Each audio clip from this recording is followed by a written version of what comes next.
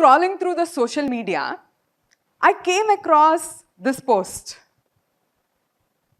This is a post of megastar of the Telugu movie industry, where he's in the kitchen and he's posting about then and now. And can you believe the comments underneath? There is one guy saying, "Oh God of Telugu film industry, please don't do this. You are not supposed to be in the kitchen. You're setting a very wrong example for my wife. Because I'm someone who travels a lot and works very hard right from Gully to Delhi. And my wife is now expecting me to cook seeing your picture." This is not just one comment. There's another very mean comment below it where that person says, "If you get married to a rich wife, this is where your place is going to be. Nothing but the kitchen." Yes, when I was reading through those conversations, something hit me very strong. It's not just, imagine if this is the case with celebrities. What is the situation of a man who is in the kitchen supporting his wife or cooking a warm meal on a Sunday afternoon for his kids? With my work of reaching out to the grassroots level where rural women, we were educating them continuously about the importance of financial literacy, there is one thing which came across very, very strongly. Most of them say, "Ma'am, we go out and work, but after coming home also, we are the ones who have to take care of the entire burden." When I say, why can't you delegate your tasks? Why can't you ask your husband to help you or your kids to help you? And most often they say only one thing. Forget about that. The stress of talking to them also is something which is really burdensome. Even if there is a man who is going out of the way to support his spouse and kids, the neighborhood auntie would poke her nose and comment, "I saw your husband in the kitchen. Is he not going to work nowadays? I saw your husband at the washing machine." Yes, this mindset is not limited to rural India, but also in highly educated urban spaces, where they sneak peek into the corridors of the open balconies and do these comments. So what am I talking about here, my dear friends? Society traditionally has put the burden of being man as the main provider for the family. And right from the childhood, let it be a school-going kid or a growing adult, the stress is deeply ingrained into men that they are the providers, they are the authority in the family. When from such a young age, we are putting so much intense pressure in men, what is the outcome of it when a lot of girls are getting educated? The society is not having the same role anymore, right? All the girl children are also successful. They are doing really well in their corporate roles as well as the multiple roles that they are playing. But is there a balance or is there a difference? If you look at it, if you look at the statistics, they're really horrifying.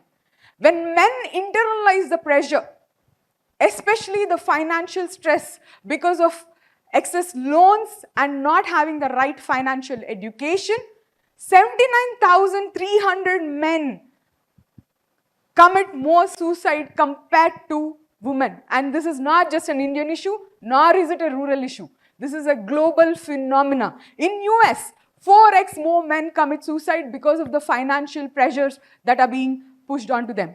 This is an internal manifestation which is happening because men don't communicate.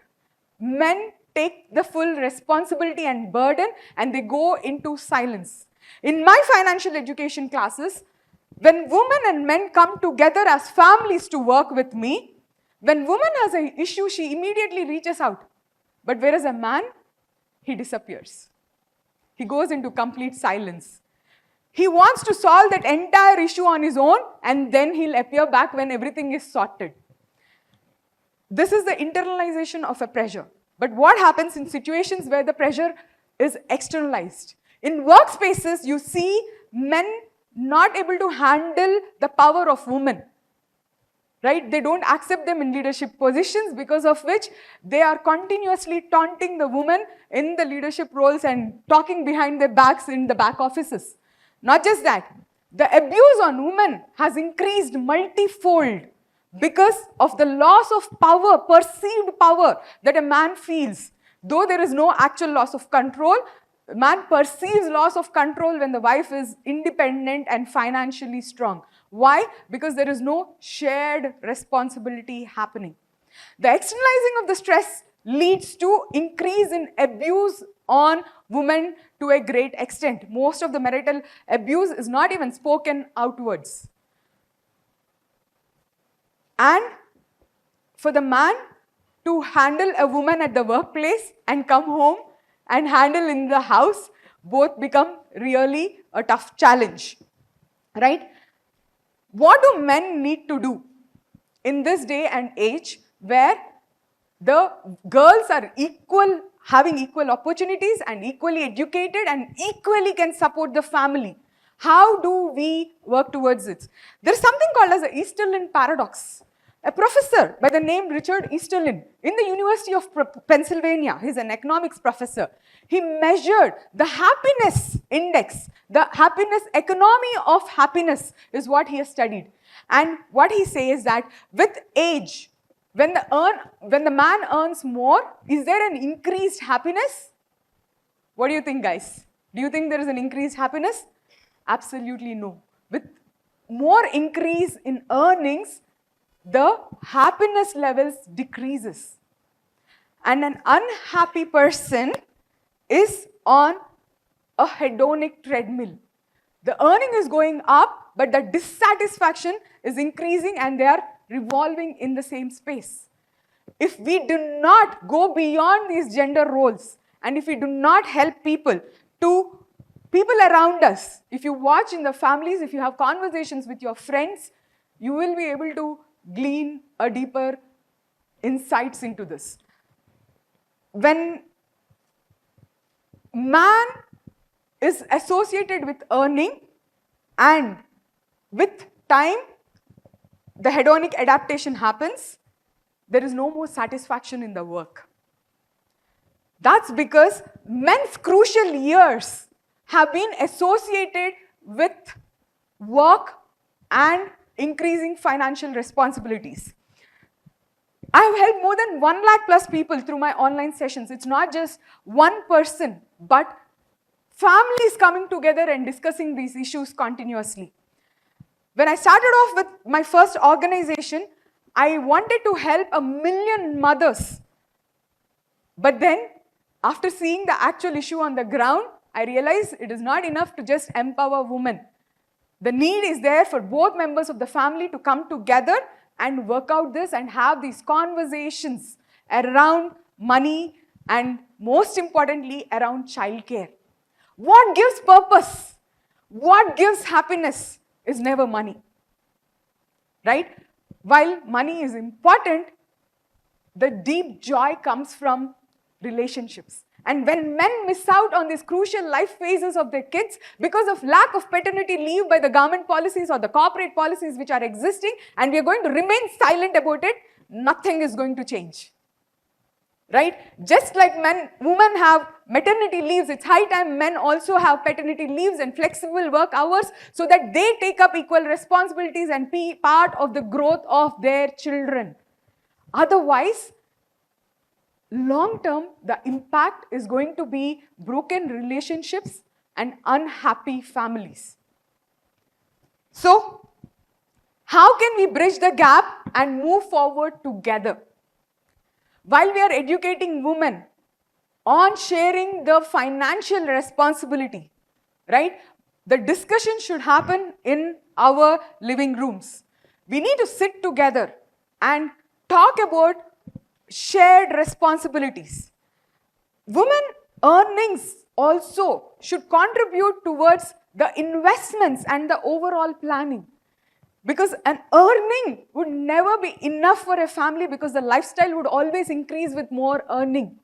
But how do we engage in activities where it is a relationship building and where we are living our higher purpose? If these discussions happen and we are open to these conversations, that is when change is going to happen. Marriage is not a hierarchy game. Marriage should be a shared partnership where we are supporting each other's goals and growing together, right? It is not just with respect to finances, but also with respect to the happiness and the bonding too. As we grow richer in life, it is very important to create those rich moments for the families together. And most important thing, it's high time we embrace openness towards masculinity, which is changing dramatically.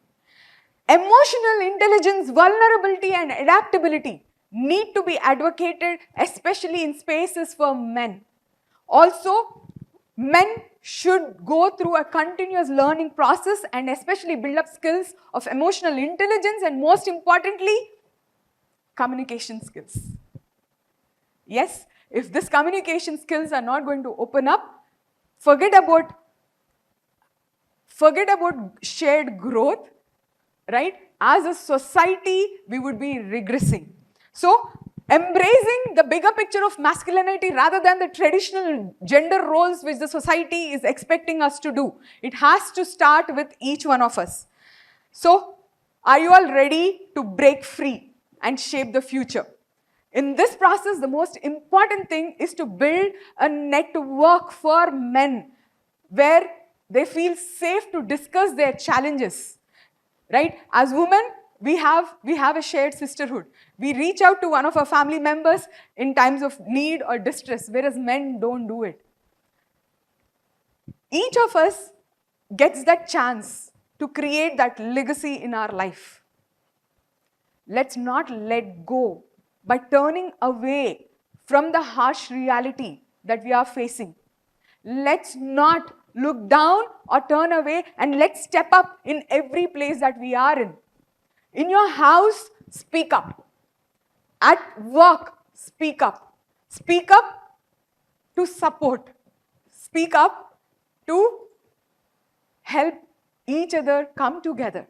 Because in the dramatically changing landscape of finances, women are going to take their place no matter what.